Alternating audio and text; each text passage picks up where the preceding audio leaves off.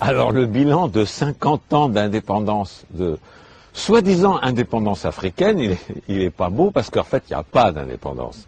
Donc tout ça c'est des mensonges, c'est tout sauf la vérité. Il n'y a pas eu vraiment d'indépendance. Il y a eu un simulacre d'indépendance, mais une véritable indépendance, c'est revenir à ce qui existait avant le colonialisme.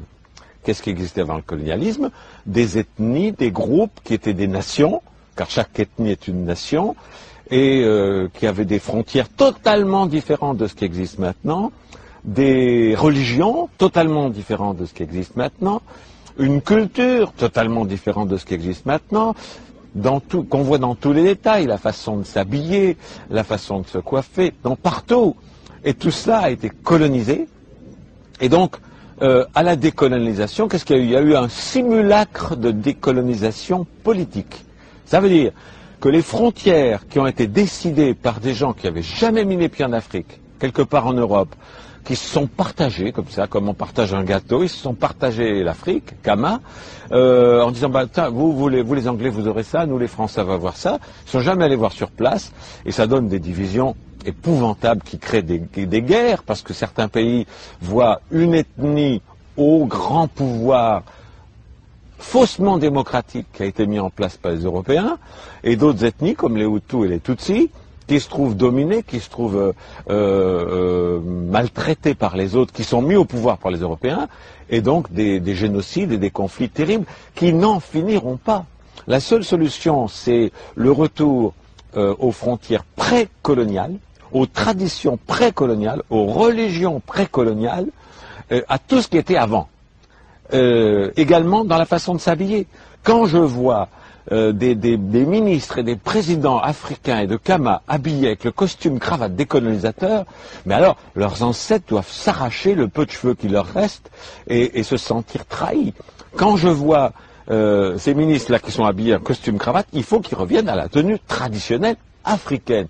Pourquoi copier le colonisateur qui est venu d'une façon sanguinaire piller l'Afrique, prendre les ressources, esclavagiser les gens? Et voilà que les ministres et les présidents africains, qui sont censés avoir mis l'indépendance, s'habillent comme les Européens.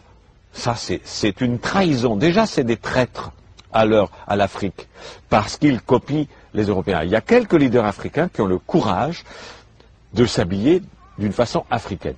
Et tous les autres sont des traîtres à leur culture. C'est absolument inadmissible. Lorsque on pourrait avoir la fausse excuse que de dire c'est pour plaire aux visiteurs étrangers, on s'habille quoi? Alors, moi, j'ai jamais vu le président français ou le président ou le premier ministre anglais, quand des chefs d'État africains viennent, s'habiller en africain pour faire plaisir à leurs visiteurs. Donc, c'est deux poids et deux mesures. Mais la base de tout ça, c'est, je crois, le plus bel exemple, c'est Mao Tse-tung. La Chine était également colonisée, comme l'Inde, comme toute la planète colonisée par cette minorité minuscule européenne, qui par la force, par la violence, par le sang, a colonisé toute la planète. Amérique du Nord, Amérique du Sud, Afrique, Inde, Moyen-Orient, tout ça c'était des colonies. C'était les empires, l'empire britannique, l'empire français. Le seul qui a compris comment se débarrasser de tout ça, avec Gandhi un peu, mais encore mieux Mao Tse-tung, quand il a fait la révolution culturelle, et qui vraiment voulait se débarrasser de tout ce qui avait pu être influence européenne, colonisatrice. Les Japonais ont eu la chance de refuser l'accès de la culture non japonaise. Et c'est pour ça que le Japon, où je suis là, est un pays que j'adore, car eux, ils sont restés à l'abri de tout ce qui était pollution de la colonisation. Donc, la révolution culturelle, si Kama veut devenir indépendant, si l'Afrique veut devenir vraiment indépendante, elle ne l'est toujours pas. Elle n'est toujours pas parce que les ressources sont pillées par les grands conglomérats économiques européens et américains. Elle n'est toujours pas parce que les systèmes politiques qui ont été mis en place au moment de l'indépendance, qu'est-ce qui s'est passé? Les colons, ils ont mis en place des pouvoirs, ils ont tracé des frontières, et puis, à leur départ, ils ont mis en place des gens soi-disant élus démocratiquement, qui maintenaient les mêmes frontières, les mêmes valeurs, les mêmes... Ce n'est pas de la décolonisation. Et sur le plan religieux, il faut que les Africains comprennent que leurs ancêtres, qui ont été colonisés, qui ont été torturés, qui ont été massacrés pour les forcer à accepter la colonisation, ont également été torturés, massacrés et maltraités pour changer de religion. Les conversions au christianisme ont été faites par la force et par la violence. Alors, imaginez, et les ancêtres que vous avez, peuple africain, sont toujours vivants sur la planète des Elohim. Et ils vous regardent, et ils voient leurs descendants, vous, s'habiller comme leurs tortureurs. Ils voient leurs descendants aller dans les églises qui ont été mises en place par leurs tortureurs. Ils sont désespérés. Si vous voulez retrouver la vérité qui est le culte de vos ancêtres, débaptisez-vous, apostasiez de la religion des colonisateurs, jetez les vêtements des colonisateurs, retrouvez les vêtements africains, retrouvez la culture africaine, retrouvez les religions d'avant la colonisation. Alors là, vos ancêtres vont vous regarder en étant fiers et en disant, tiens, finalement, nos descendants sont finalement indépendants. Pour l'instant, vous ne l'êtes pas. C'est des blagues. On vous fait croire à l'indépendance. Il y a un drapeau, il y a des... C'est des pantins, mais qui sont aux ordres des pouvoirs internationaux. Et vous le savez, en prenant un maximum d'argent qu'ils mettent sur des comptes en Suisse. Et en même temps, l'Afrique meurt de faim un peu partout. Un petit exemple. La cathédrale, la basilique de Yamoussoukro, si je me rappelle bien du nom, c'est aberrant. Il y a une Américaine qui vient de lancer une opération, c'est il y a plus de 30 ans, en disant, le Vatican, s'il est tellement concerné par les pauvres et par la faim en Afrique et ailleurs, mais qu'ils vendent le Vatican, et avec cet argent, il peut donner à manger à tout le monde. Parce que la religion chrétienne, dont on vous vante les mérites et avec laquelle on vous a colonisé, a toujours dit, la pauvreté c'est beau, n'avoir rien c'est beau. Ok, faites-le vous-même. Que le pape vende tout le Vatican, c'est une ville. Et avec l'argent, il y a de quoi nourrir tous les Africains pendant plus d'un siècle. Non, ils restent dans le luxe, mais dans les églises africaines, on continue de prêcher la pauvreté, l'humilité. Et c'est des blagues, c'est la suite de la colonisation. Alors si la colonisation politique a été faite à 1%, c'est-à-dire vraiment un simulacre, si la colonisation spirituelle, elle n'a jamais été faite. La décolonisation spirituelle n'a jamais été faite. Vous continuez de singer les Européens en vous appuyant comme eux et en reniant vos valeurs et vos traditions. Vous continuez surtout, une décolonisation religieuse s'impose. Apostasiez, débaptisez-vous, envoyez massivement des lettres aux églises en disant je renie le baptême, je retourne à la religion de mes ancêtres pour qu'ils soient fiers de moi. Voilà. Alors la décolonisation de l'Afrique, c'est 50 ans de perdu, mais il n'est pas trop tard pour commencer. Il n'est pas trop tard pour commencer. Et les meilleurs alliés, j'ai un projet, moi, je trouve que le projet, il est en train de se mettre en place, des États-Unis d'Afrique, des Royaumes unis d'Afrique, car il faut revenir aux groupes ethniques, aux nations ethniques originelles, qui se fédèrent dans une Europe unis, comme les Européens le font, dans une Europe unie, dans une Afrique unie, un Kama uni, les royaumes unis de Kama. Et tous les pantins mis en place par l'Europe sous forme de grands États avec des présidents et des ministres disparaissent pour laisser place aux royaumes originels avec des rois, des ministres qui prenaient soin de leur peuple, de leur groupe ethnique, tous ces gens-là fédérés dans une fédération des États de Kama, avec une monnaie nouvelle, l'afro, on peut l'appeler, ou le camo, une monnaie unique et la suppression de toutes les barrières douanières, qui va aider à la suppression du plus grand cancer de l'Afrique, qui est la corruption. Car tout ce qui est importé, qui traverse des frontières, c'est une génération de corruption dont vous, Africains, vous souffrez tous les jours. En supprimant les frontières, en supprimant les barrières douanières, comme l'a fait l'Europe, il y a la suppression d'une grande partie, d'une majorité de la corruption qui ronge l'Afrique. Donc ça, c'est simple, c'est vite mis en place. Et en plus, l'Afrique n'est pas seule. C'est-à-dire que les populations d'Afrique ont des alliés extraordinaires qui sont en train d'ailleurs de commencer à s'occuper de l'Afrique, mieux que les anciens colons. La Chine, par exemple. Or, la Chine, actuellement, et ça dérange les Américains et les Européens, la Chine est le plus gros investisseur en Afrique. Et c'est fantastique. Parce qu'ils savent très bien le problème, parce qu'ils ont été colonisés eux aussi.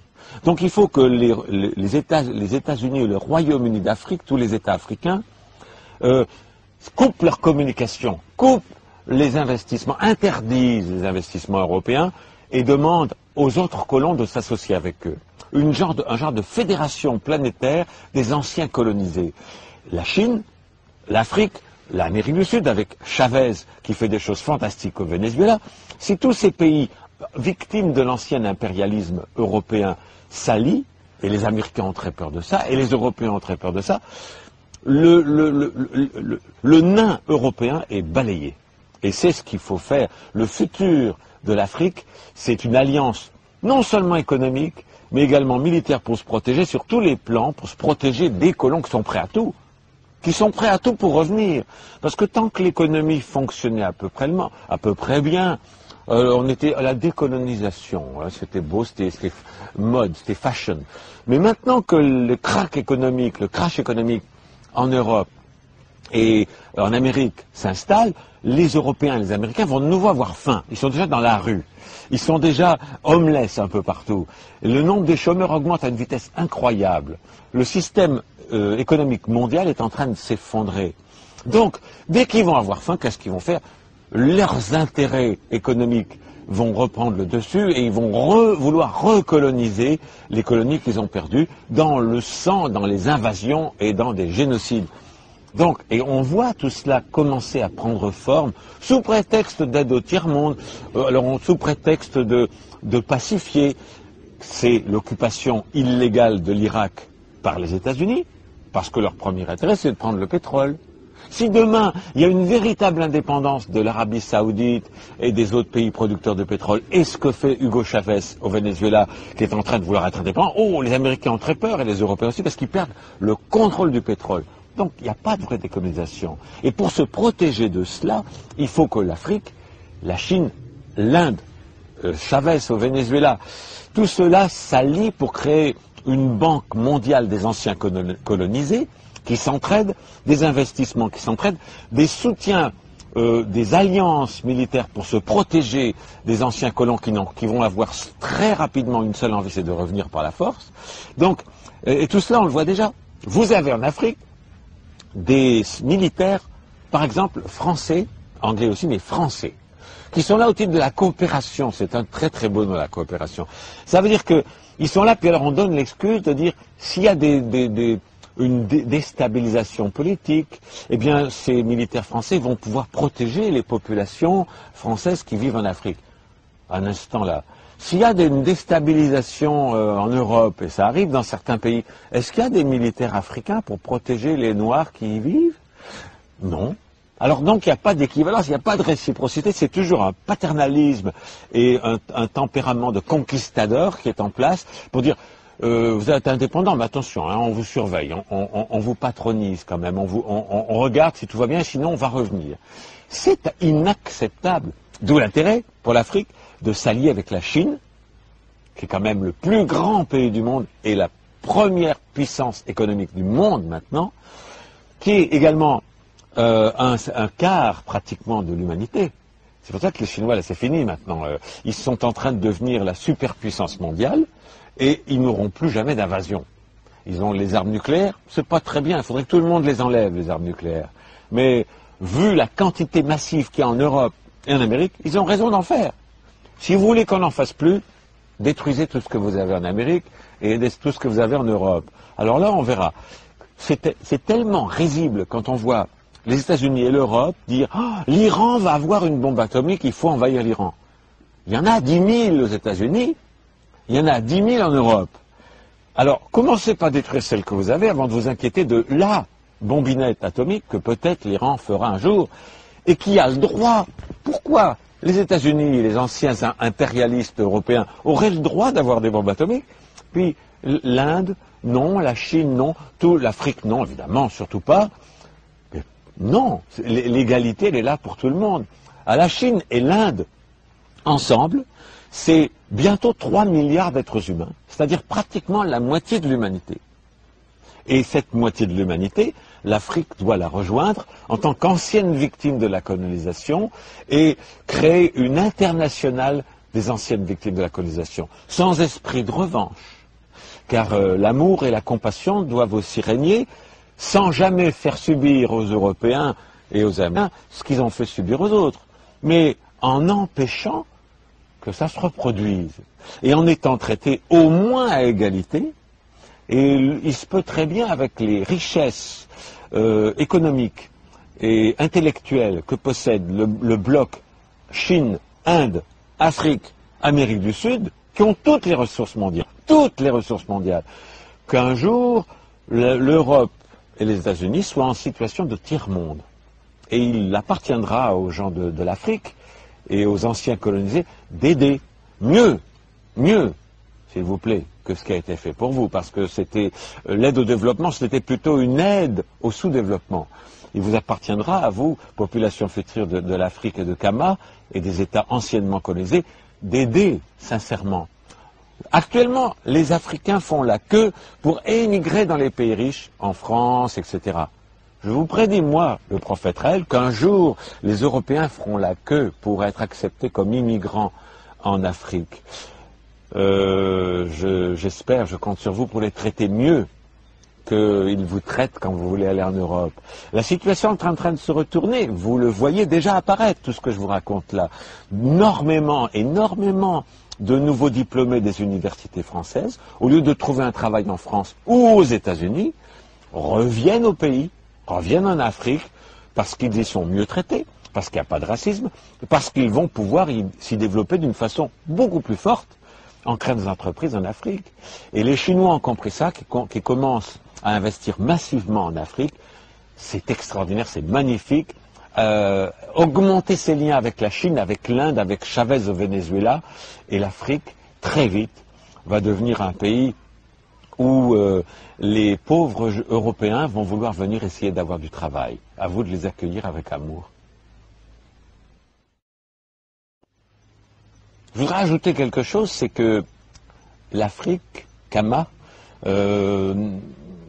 continent colonisé et où beaucoup de journalistes et de médias sont asservis au pouvoir, et donc indirectement asservis aux anciens colonisateurs, les médias ont une importance cruciale, fondamentale, et en particulier les gens de télévision, et je voudrais remercier Alexis pour son courage, car je suis certain qu'il y a beaucoup de pression de la part des ambassades européennes, de la part des pouvoirs religieux, les chrétiens et tout ça, pour qu'on ne transmette pas mon verbe aux populations africaines. Et je tiens à féliciter, à remercier tout particulièrement Alexis pour avoir le courage de transmettre ces propos-là, qui lui, effectivement, peuvent lui attirer bien des désagréments parfois, mais c'est de ça que l'Afrique a besoin. L'Afrique a besoin de centaines d'Alexis qui disent les vraies choses sans avoir peur de déplaire aux anciens colonisateurs et aux marionnettes qu'ils ont mis en place dans les gouvernements démocratiques africains.